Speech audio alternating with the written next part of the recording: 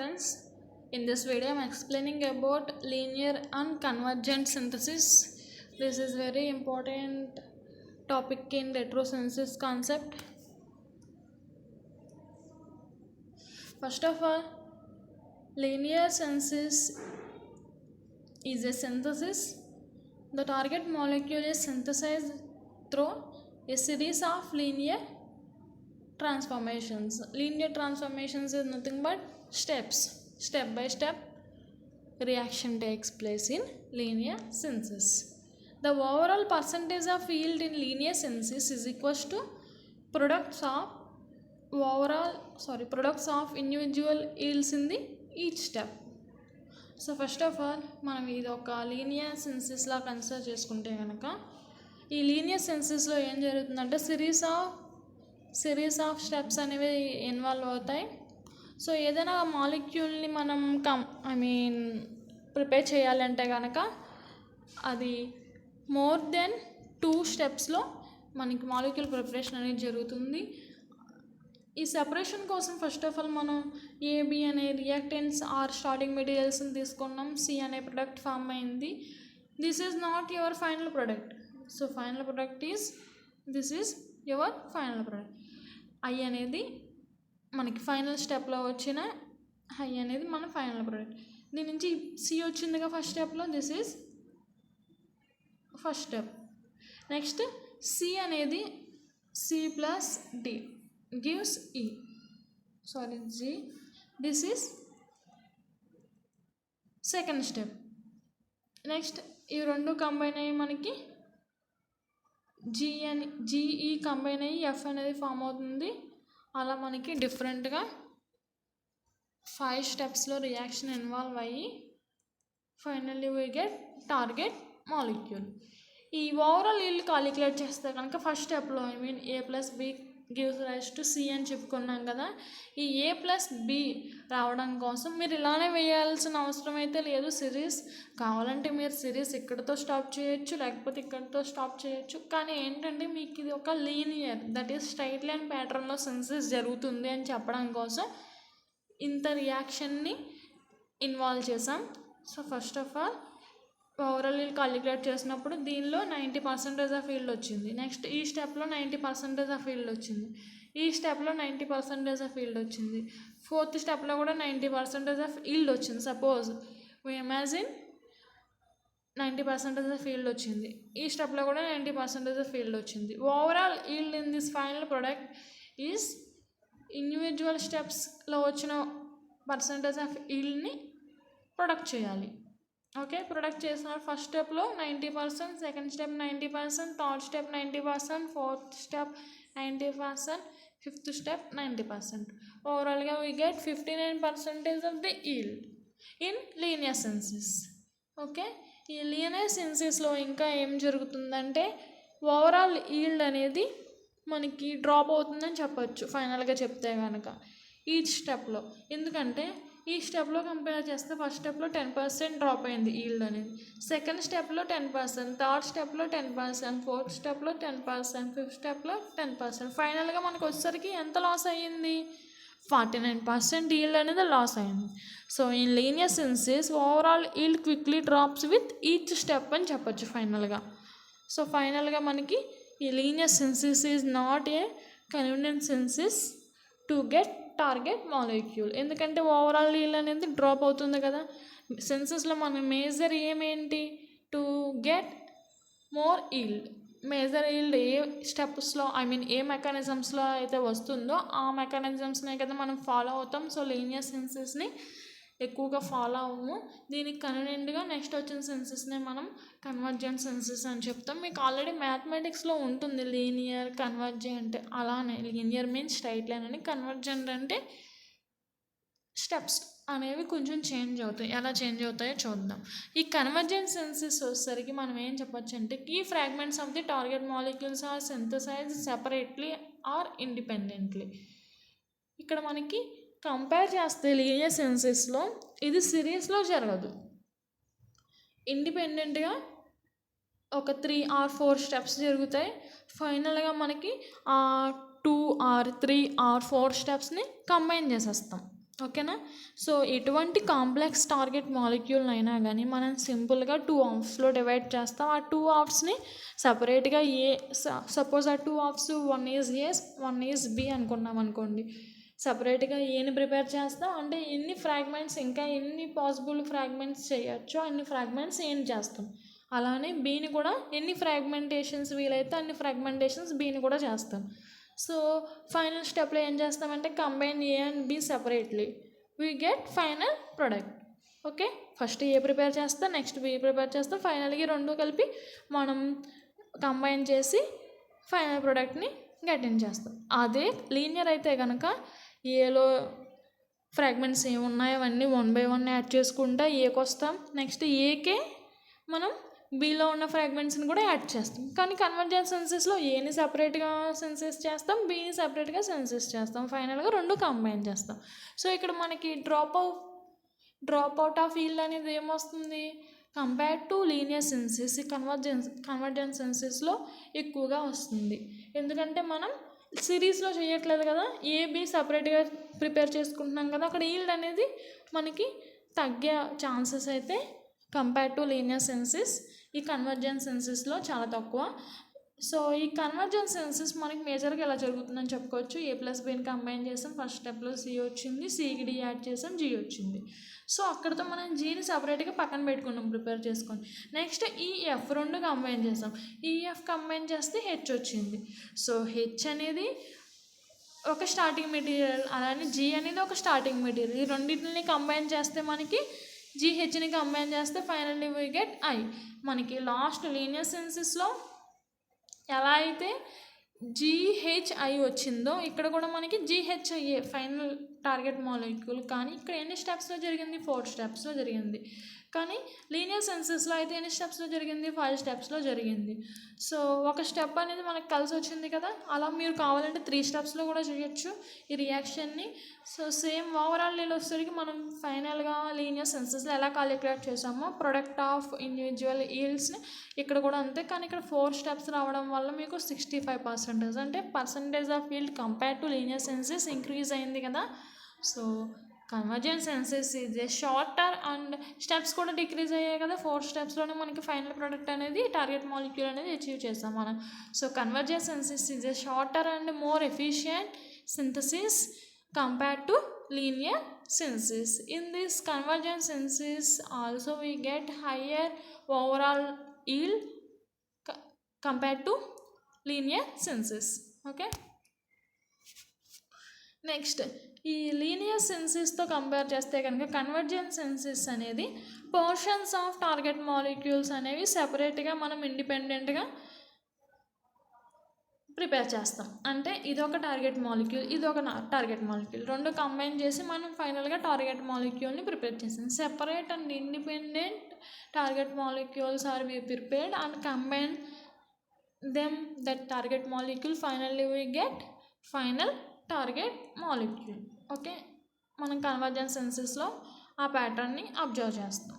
Okay, ఇక్కడ మనం ఈ రెండింటికి కంపేర్ చేస్తే కనుక కన్వర్జెన్స్ సెన్సెస్, లీనియర్ సెన్సెస్, ఈ గుడ్ సింథటిక్ ప్లాన్ వచ్చేసరికి మనం కన్వర్జెన్స్ సెన్సెస్గా చెప్పచ్చు. ఎందుకంటే పర్సంటేజ్ ఆఫ్ ఫీల్డ్ అనేది కన్వర్జెన్స్ సెన్సెస్లో కంపేర్ టు లీనియర్ సెన్సెస్ ఎక్కువగా వస్తుంది కనుక మనకి మేజర్ ఏం వచ్చేసరికి రియాక్షన్ ఫాస్ట్గా జరగాలి, పర్సంటేజ్ ఆఫ్ ఫీల్డ్ ఎక్కువగా జరగాలి, ఎక్కువగా రావాలి. ఈ రెండు కూడా మనకి కన్వర్జెన్స్ సెన్సెస్లో పాసిబుల్ అవుతుంది కనుక convergence synthesis is better synthesis, much better. Convergent synthesis is much better than linear synthesis due to the overall yield of convergent synthesis is much better than linear synthesis. అవి రెండు కూడా మనం అడ్వాంటేజెస్గా చెప్పచ్చు. Okay, the better yield obtained from your convergent synthesis lead to following general rules. మనకి చాలా general rules ఉంటాయి, ఆ rules అన్నిటిని ఫాలో అయితేనే మనకి కన్వర్జెన్స్ సెన్సెస్లో మోర్ పర్సంటేజ్ ఆఫ్ ఫీల్డ్ అనేది వస్తుంది compared to linear synthesis. This is about convergent and linear synthesis. Suppose మనం ఒక ఎగ్జాంపుల్ చూద్దాం. Convergent synthesis is improve the efficiency of multi step synthesis in organic synthesis. Already మీకు multi step synthesis కోసమే మనం ఈ linear synthesis కానీ convergence synthesis కానీ use చేస్తామని తెలుసు కదా. సింగిల్ స్టెప్స్ అయితే కనుక మనకి ఇంత పర్పస్ ఇంత చేయాల్సిన అవసరం అయితే లేదు కదా.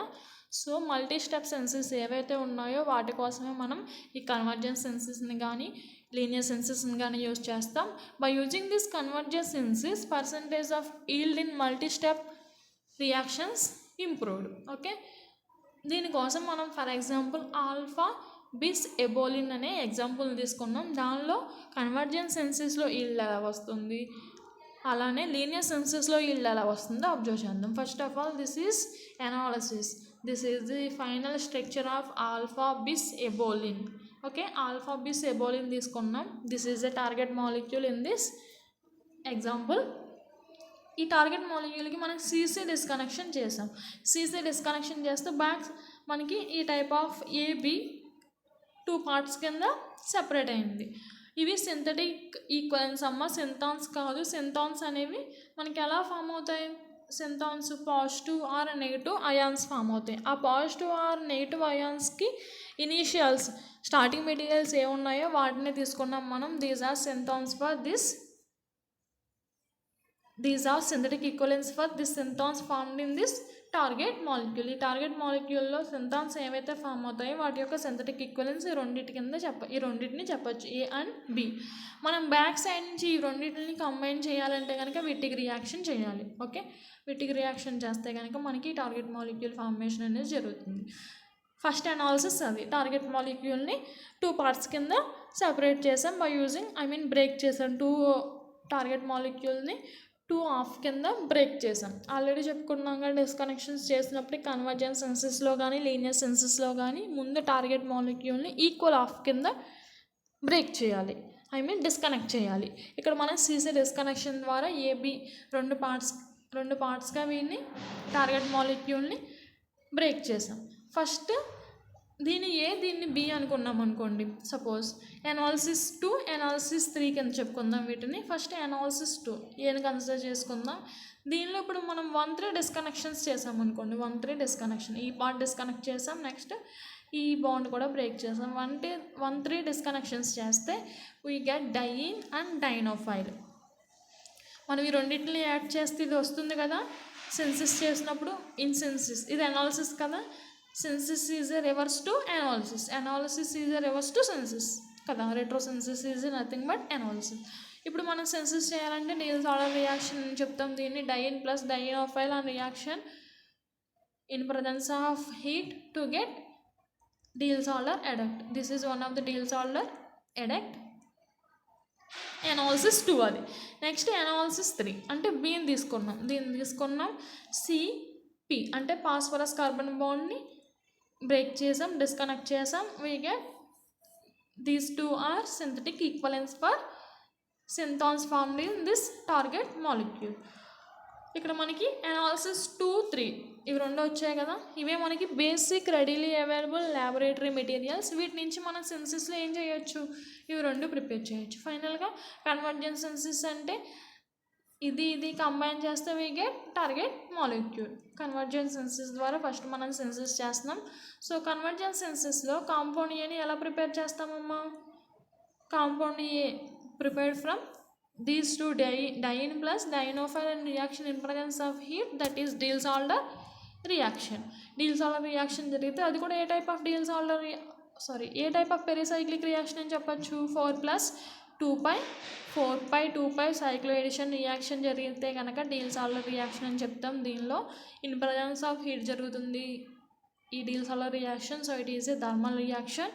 ఫైనల్గా we get Diels Alder adduct. This is compound A. Synthesis of compound A జరిగింది ఫస్ట్ స్టెప్లో. Next synthesis of B. ఈ బీకి వచ్చేసరికి మనకి ఫస్ట్ ఆఫ్ ఆల్ ఇలా తీసుకున్నాం. దీనికి ఫాస్ఫరస్ సెలైడ్ యూస్ చేసాం.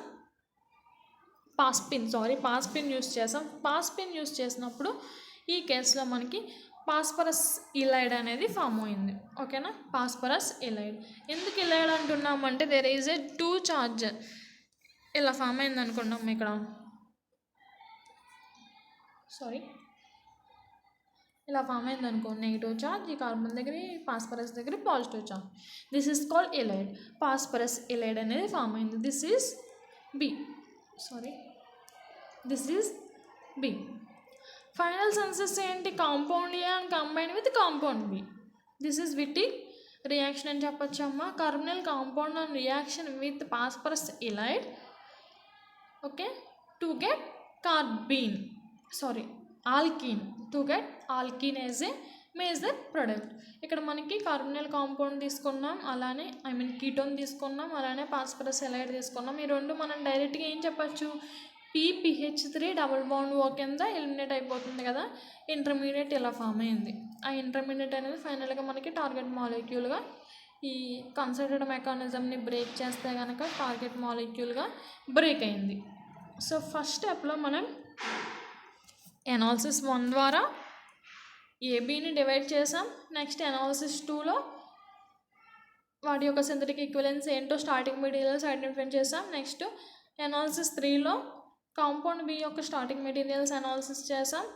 సెన్సెస్కి వచ్చేసరికి ఏ ప్రిపేర్ చేసాం, బి ప్రిపేర్ చేసాం. ఈ రెండింటిని యాడ్ చేసి ఫైనల్గా మనకి ఈ టైప్ ఆఫ్ ఆల్ఫా బిస్ ఎబోలిన్ని ప్రిపేర్ చేసాం, సింథసైజ్ చేసాం స్టార్టింగ్ మెటీరియల్స్ నుంచి.